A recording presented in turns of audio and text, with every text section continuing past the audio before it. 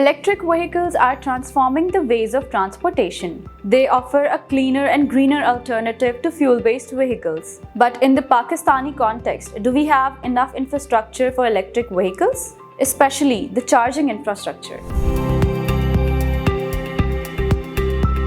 We are starting to see new electric vehicles in Pakistan especially, and all over the world. What happens to that? What do we do with batteries? So the easy answer to that is that you just go to a charging station, just like a petrol charging station. You go over there, you plug your car in, just like you charge a mobile phone.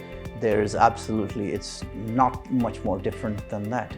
But isn't charging electric vehicles at the charging stations time consuming? Sometimes it takes up to 3 hours. So should you wait for 3 hours to charge your electric vehicle?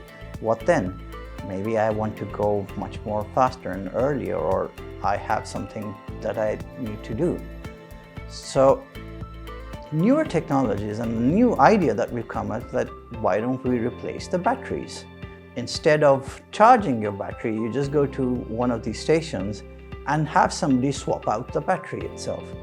So suddenly, the hours that you had to wait, you can just do it in a couple of minutes.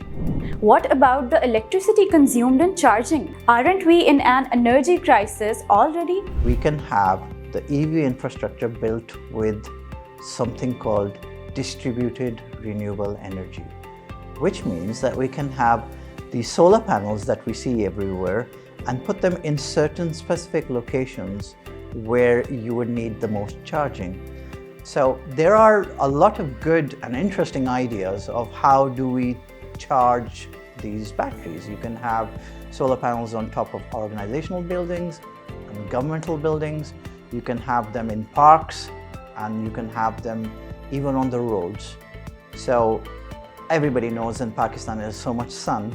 So it's good that we have solar panels on top of our roofs, so we get the shade from the solar panels, but the car get the energy from them as well. Will we be able to build a proper infrastructure for electric vehicles in Pakistan? We do have good examples of it.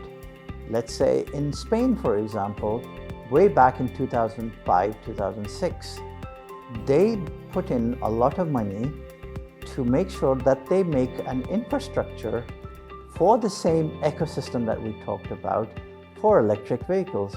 And in 2006, there was not a single electric vehicle on the Spanish roads at that time. But they were far-sighted to know that the advisors told them that it's going to be the future. And that the same system and the same advisors are now telling the Pakistani government that this is the future.